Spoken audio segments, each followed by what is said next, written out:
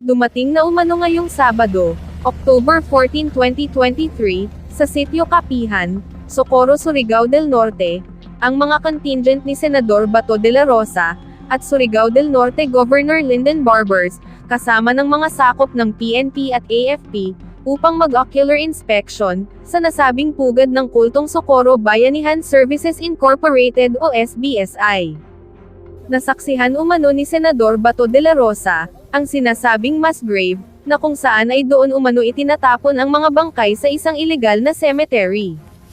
Nahukay ang bangkay ng isang bata sa ilegal na sementeryo ng kultong Socorro Bayanihan Services Incorporated o SBSI, kaninang umaga sa isinagawang ocular inspection ng grupo ni Senador Ronald Bato de la Rosa, ang chairman ng Senate Committee on Public Order and Dangerous Drugs, at Senadora Risa Hontiveros, chairperson ng Senate Committee on Women's, Children and Family Relations. Sa FB page si Senador Risa Hontiveros, ay nagpost umano ito tungkol sa natagpuang hinukay na bangkay ng bata, sa ilegal na sementeryo ng kulto, sa Surigao del Norte. Ang bata ay anak ni alias Dennis, na namatay noong 2021, dahil ayaw daw umano ni Senior Aguila, na ipagamot ang bata sa lungsod. Inilibing ang bata sa isang puntod, pero kalaunan ay napag-alaman ni Dennis, na inilipat pala dito sa puntod na nasaksihan mismo ni Senador Bato de la Rosa.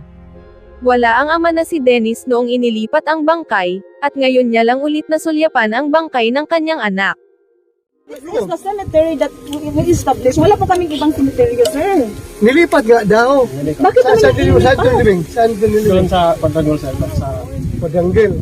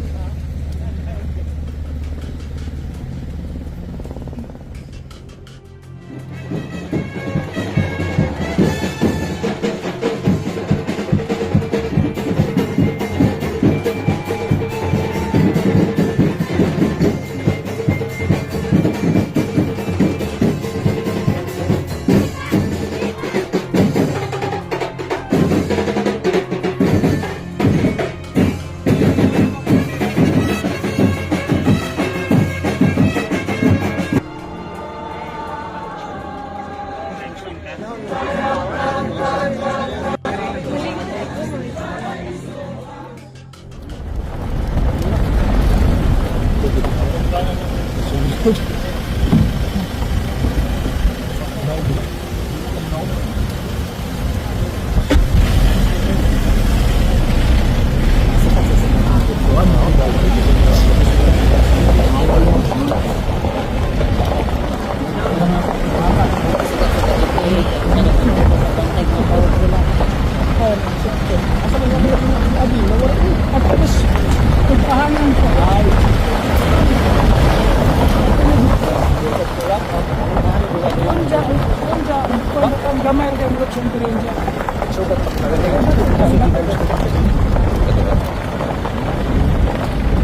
naman ang pension mo. Nakataw na.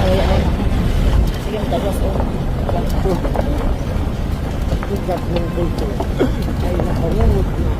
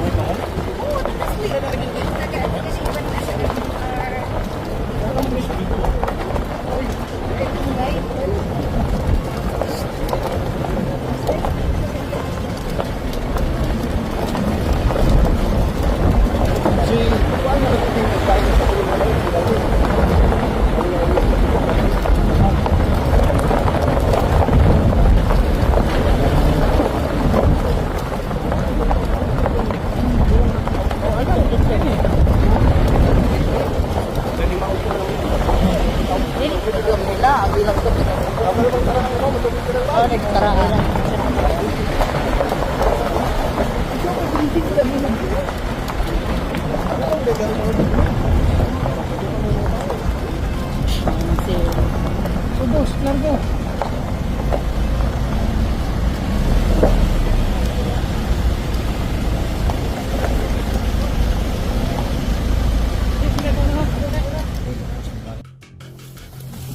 Pero nung doon, itagtag.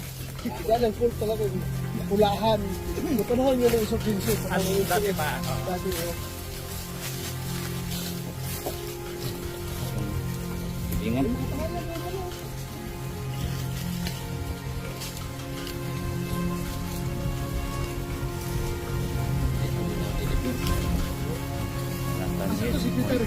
Atalia saya.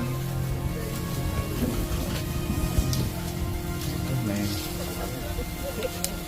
Matthew Corsita dahil 2021.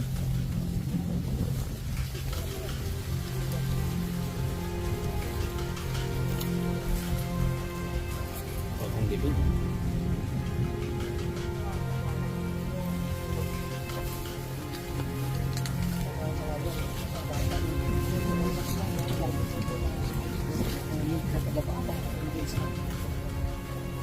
After that, wala doon.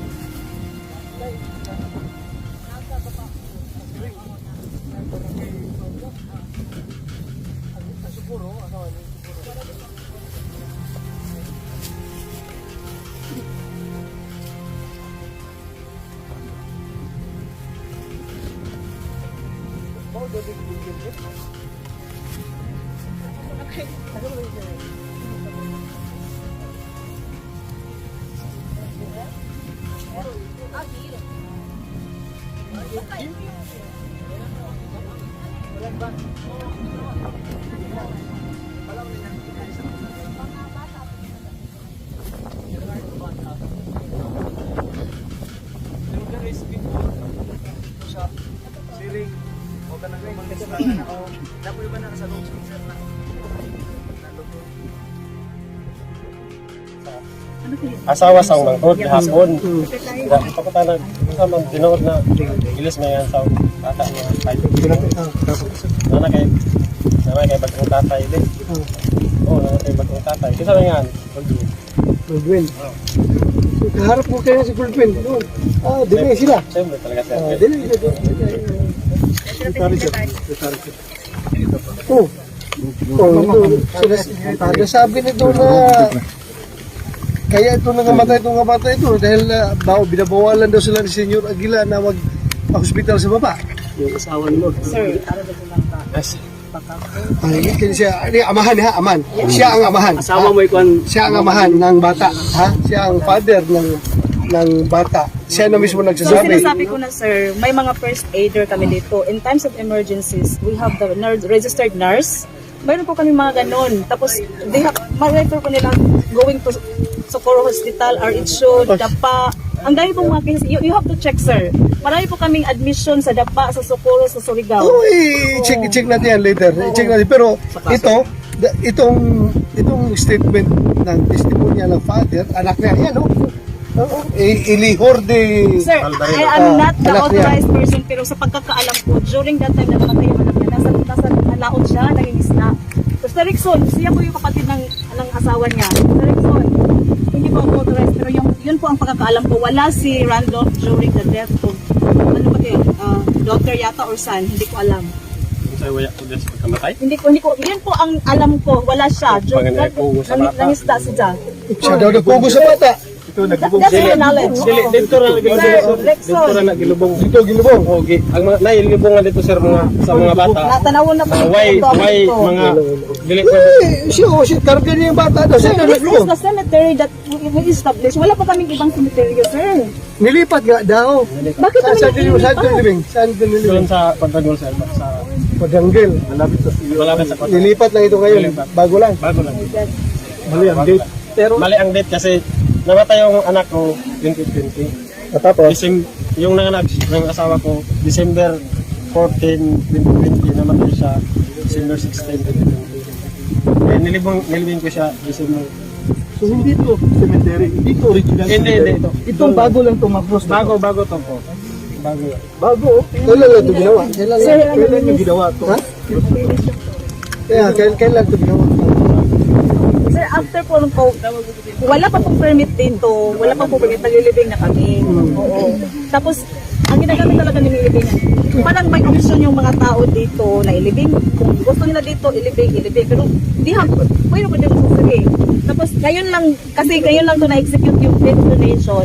Ngayon lang na taon, dito na talaga officially nalilibing yung mga Nilipat yung balistas. Wala pong nalilipat, sir. Wala po Yan talaga. siya sabi niya, doon Hindi niya ko alam, nilibing. sir. Doon niya nilibing yung anak niya. Alam talaga. Tapos ngayon, nandito na. Ito po is ang isa-isa lang sementeryo dito sa Kapihan, wala pong ibang area.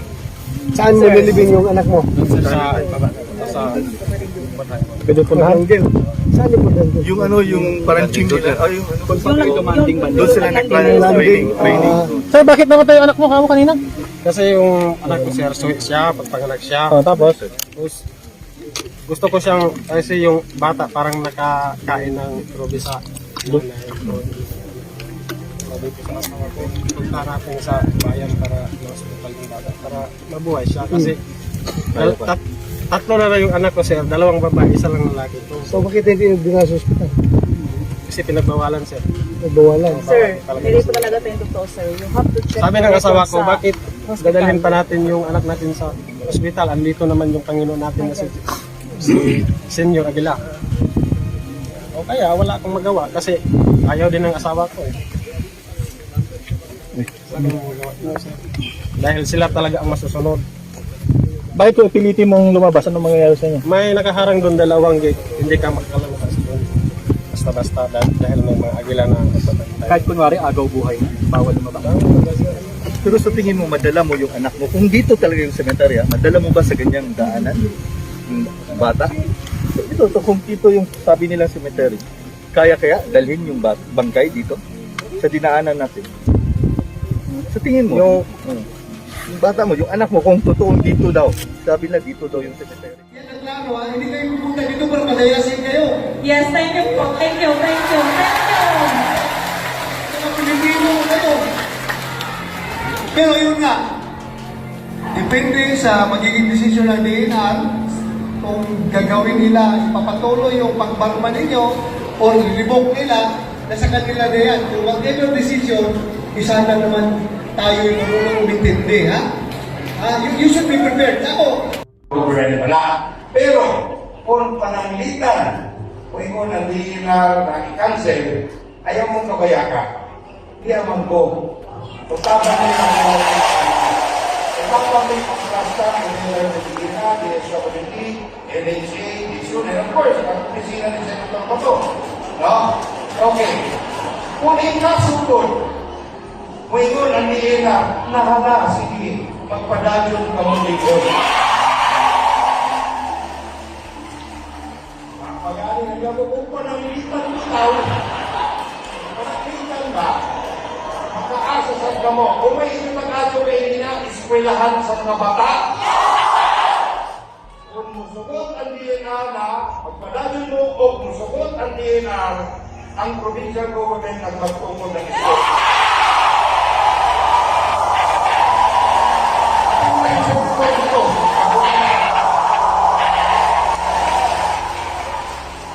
Ino yung istorya, pero yun ang din na nagpadayo mo din eh. Gobyerno nagpasalit nila dahil nasa ng istorya. Ako ito pasalit ko, sigurado mo. Sigurado mo, dati ka mag-ihatod rin sa inyo.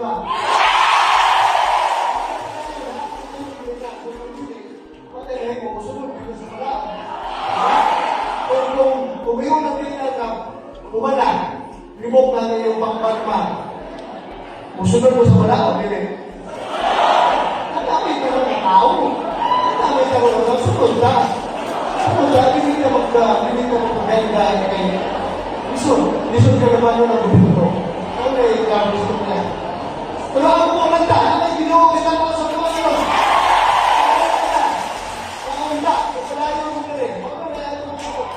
Basta, kung magpadayon mo rin, isa lang ginagawa ninyo, kakanan mga karapatan, karapatan sa saya.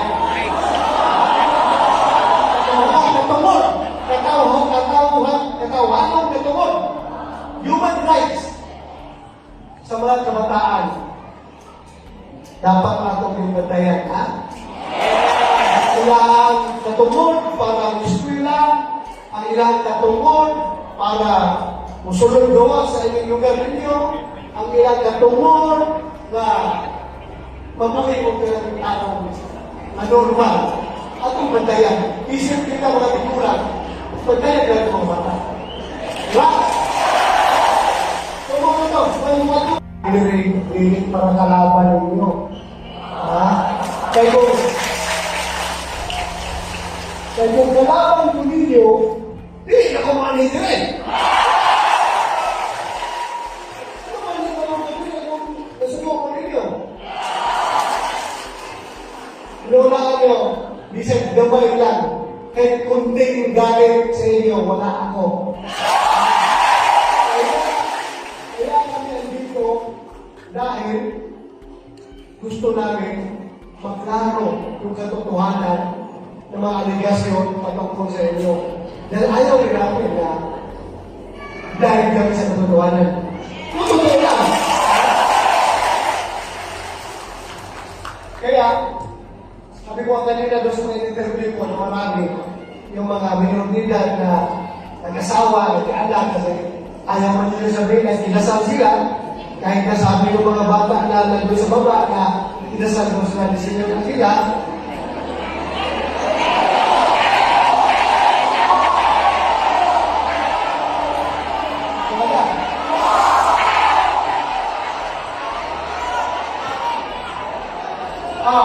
isa pa kayo isyo.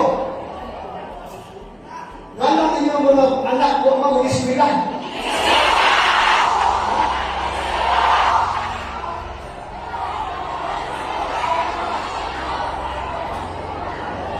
Yung mga ismilan sa baba, di ba? Ano siya magkagal doon? Ganito, gawin natin. Wala na ako masyadong concern sa inyo, matatanda na kayo eh. pati kami, sa tatanda na tayo. Basta inutan yung mga bata talaga, maganda ang kabuhasan. Mga anak ninyo, bantayan ninyo na hindi mag-asawa na maaga. Sigurado, hindi kinakasal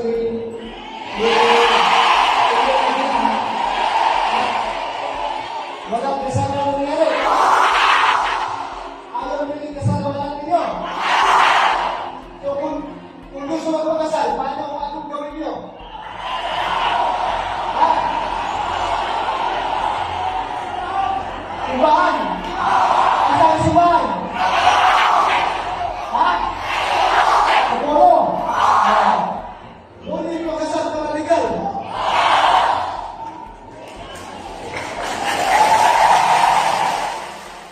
Para sa iba pang karagdagang mga balita ng Senior Buzz, ay mag-comment lamang po, mag-like at mag-share sa video na ito, at huwag po nating kalimutang mag-subscribe sa aming channel. Maraming salamat po sa inyong panonood.